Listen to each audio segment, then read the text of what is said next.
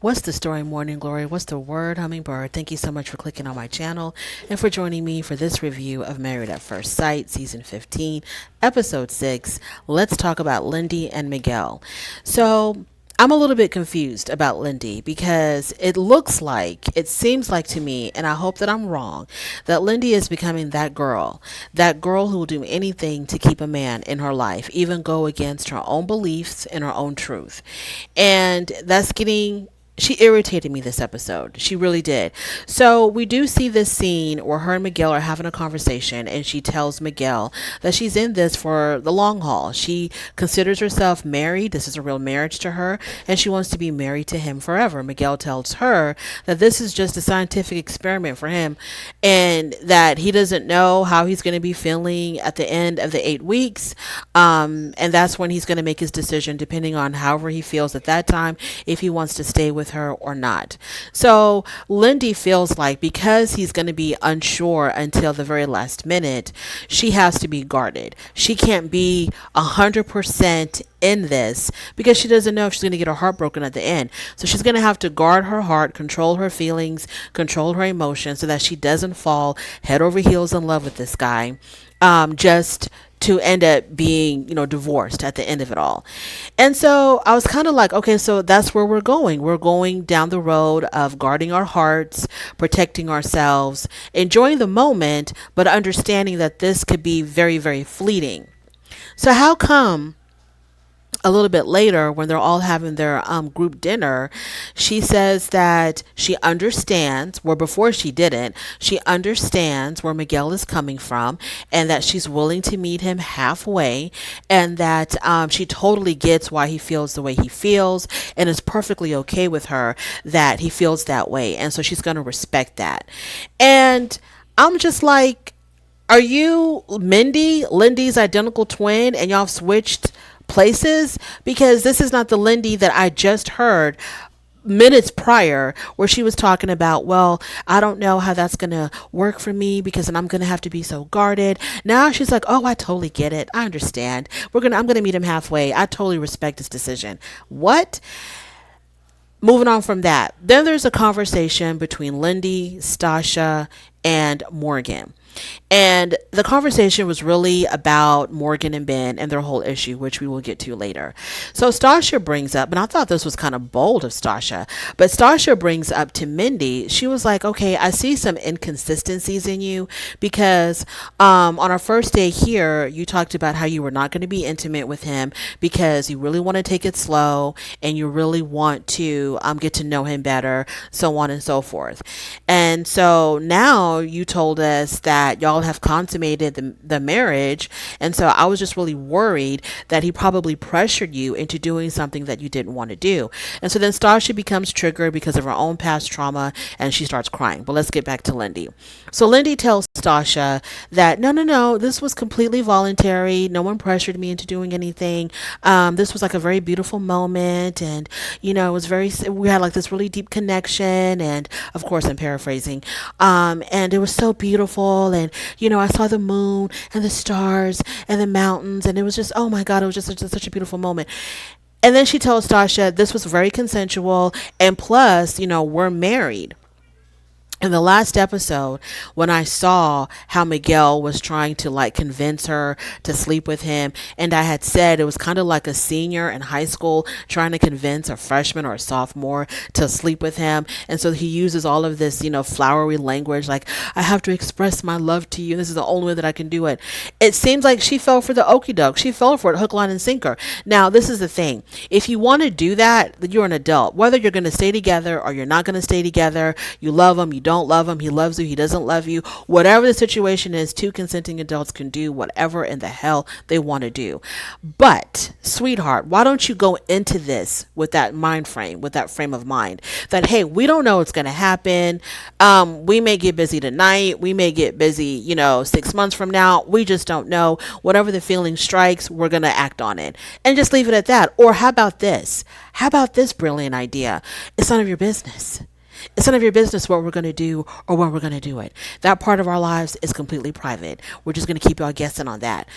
You don't have to like go into this whole soliloquy about, oh, I have to get to know him better. We need to be more connected. And I'm not going to do, acting like you had completely drawn the line in the sand that he cannot, absolutely cannot cross that line until y'all got to know each other better. We're on day 2, honey, day 2 of the damn honeymoon, and you're already knocking boots. Okay, so that's that.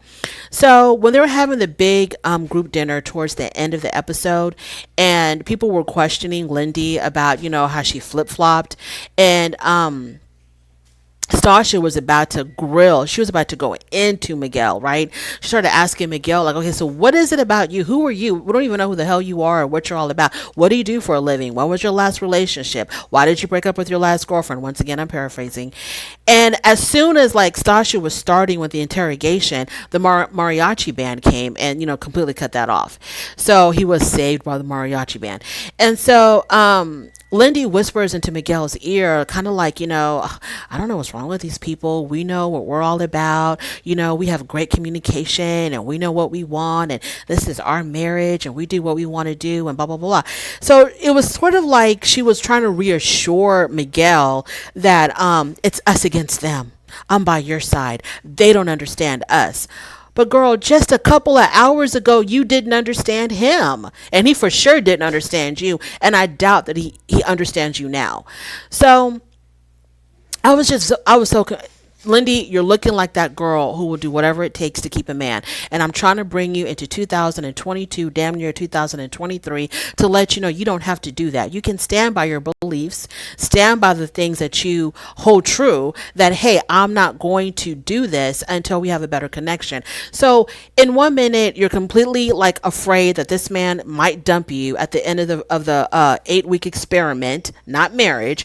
At the end of the 8-week experiment, you're afraid that he's probably going to dump you if he doesn't have strong enough feelings for you. And at the same time, you still felt like it was okay to sleep with him, even though you claimed that you were just trying, you wouldn't do that until you got to know him better.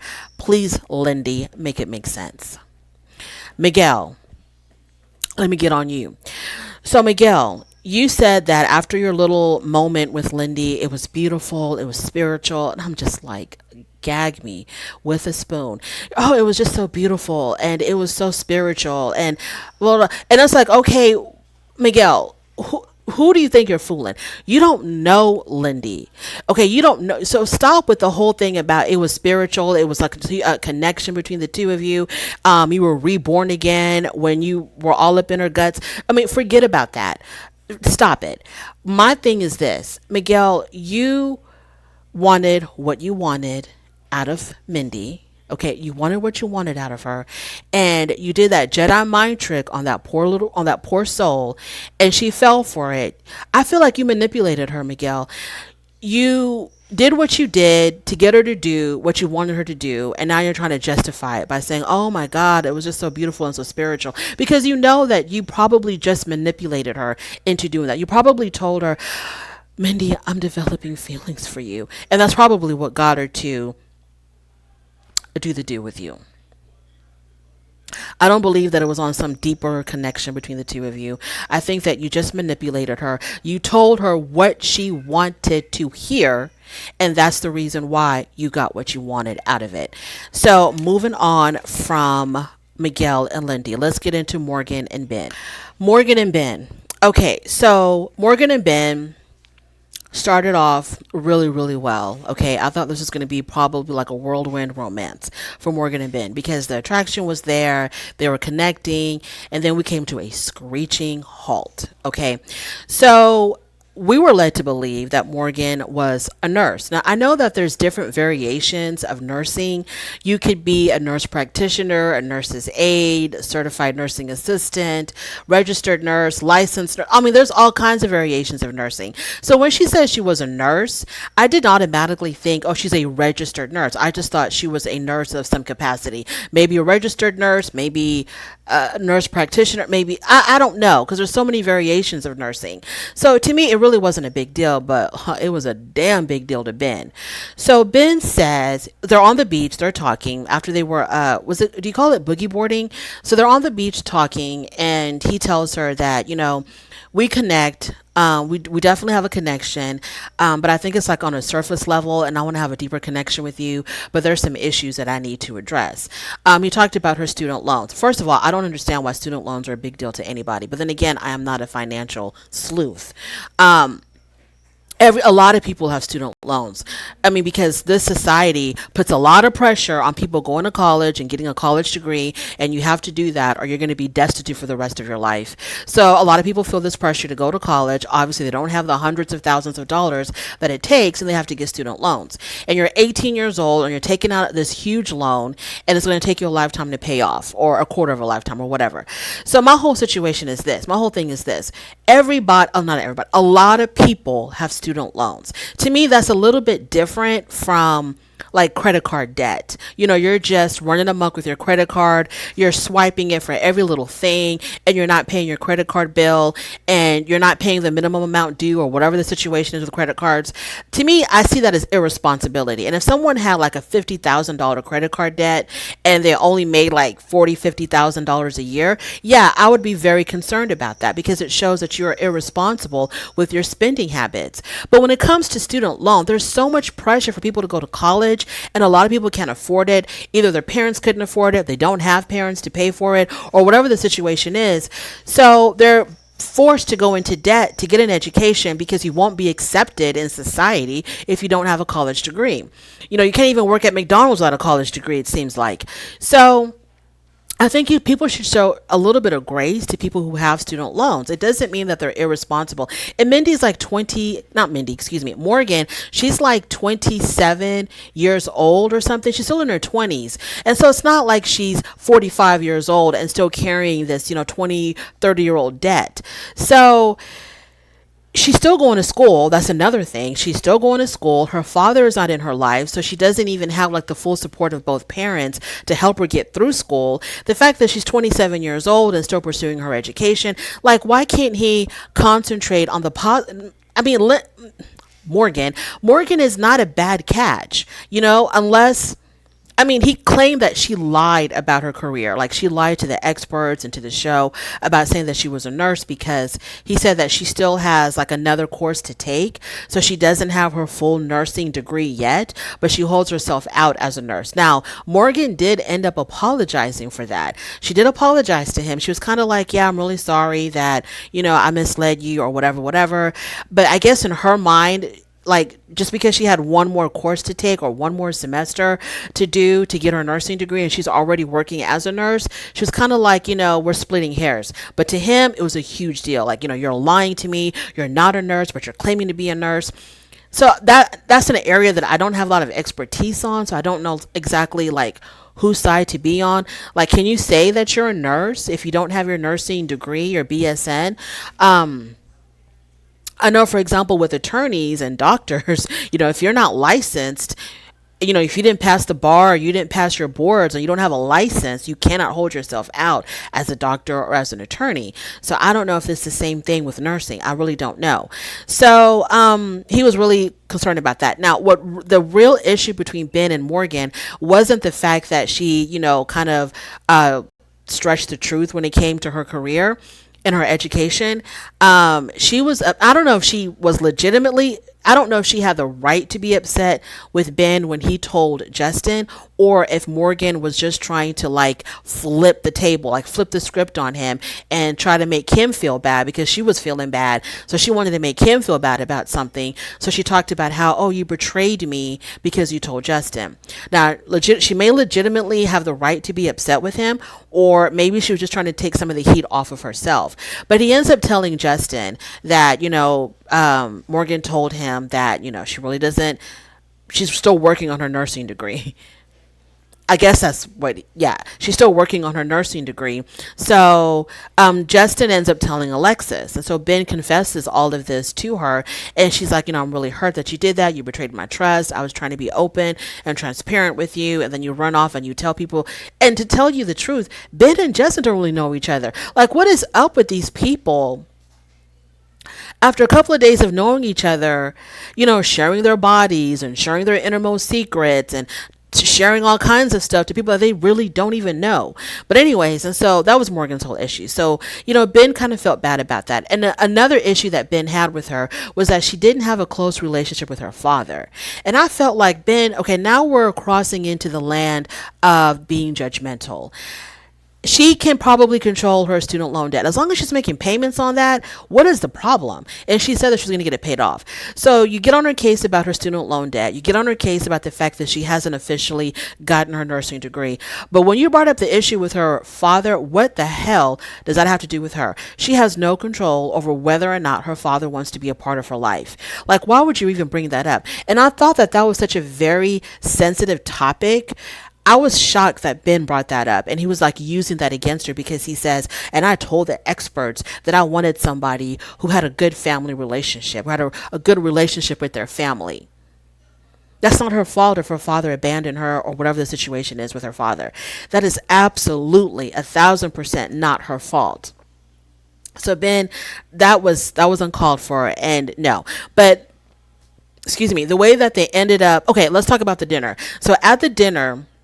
At the big dinner at the end, Morgan talks about how, because of her career, she's a nurse. It's very stressful. She works long hours. And so when she comes home, she just wants to decompress, and she wants to decompress completely on her own. So she's not about taking care of her man when she comes home from work after taking care of patients all day. She just wants to be left alone.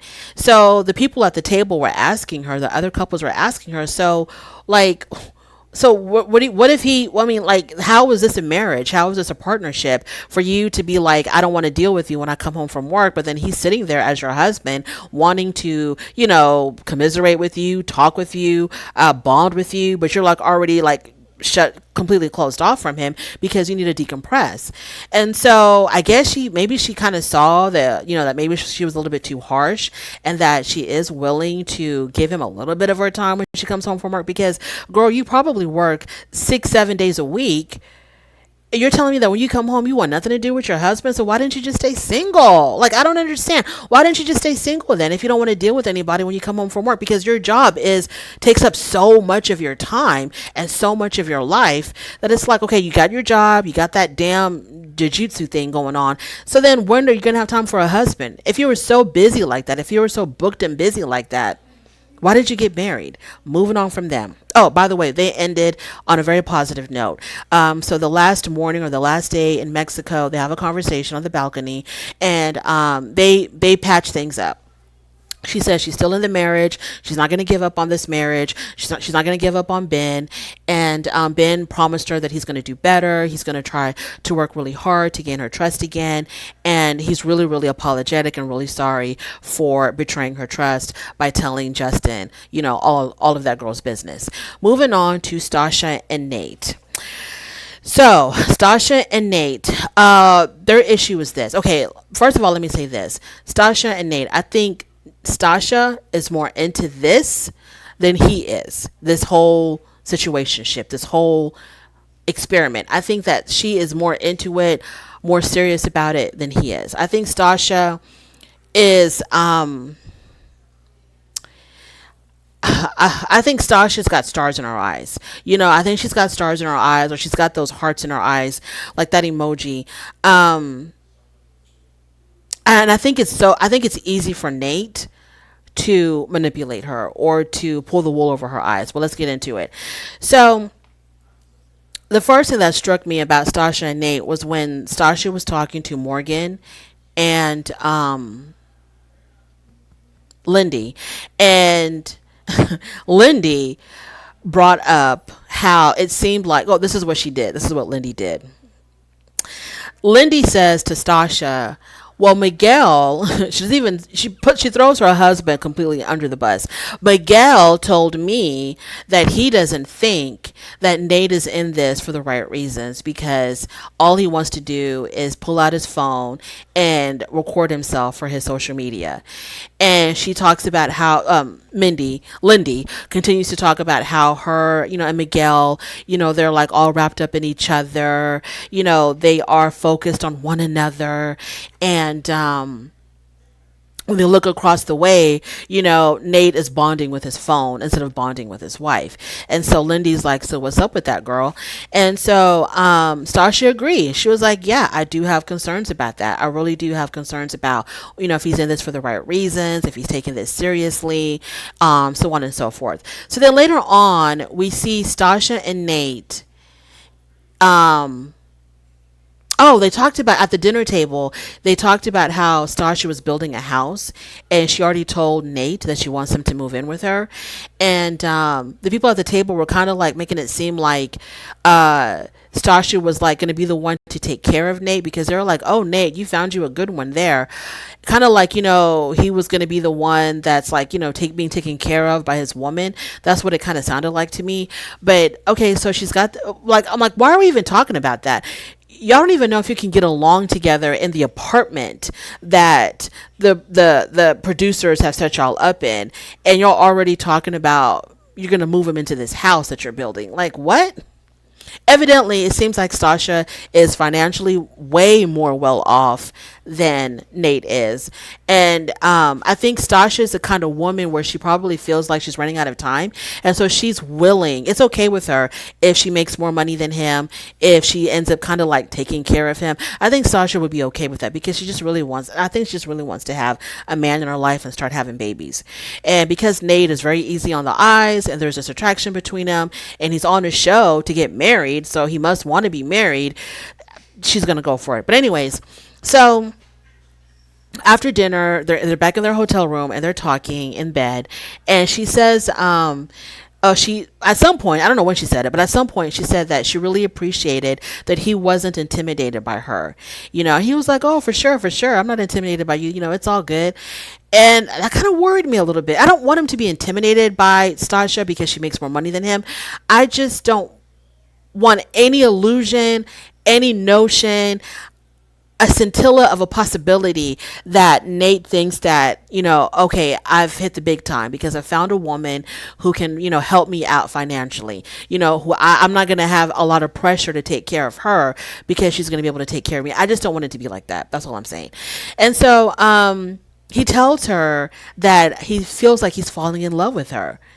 And it didn't seem genuine to me. It really did not seem genuine to me at all when he said that. I kind of felt like he only said that because he wanted to get into her pants. Because they've gotten so close, but not close enough. And so I feel like he said that because he wanted to finally seal the deal that night.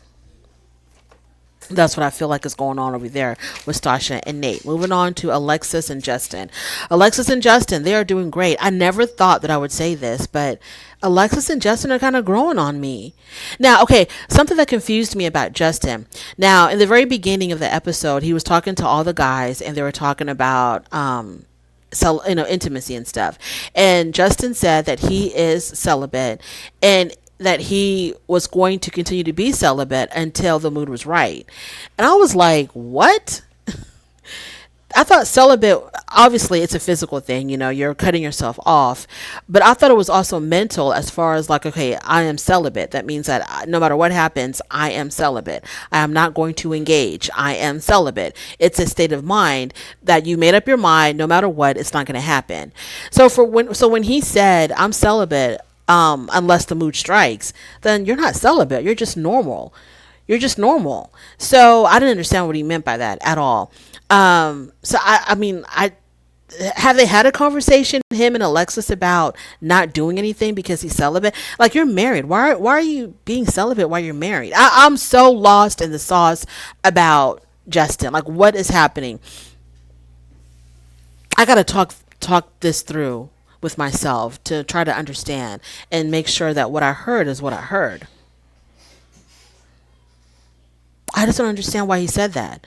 Because Nate, after Justin said that, then Nate, when he was having his little confessional, he was saying, that Justin was celibate. He says that Justin was celibate, and when it finally does happen between him and Alexis, he's going to be really excited.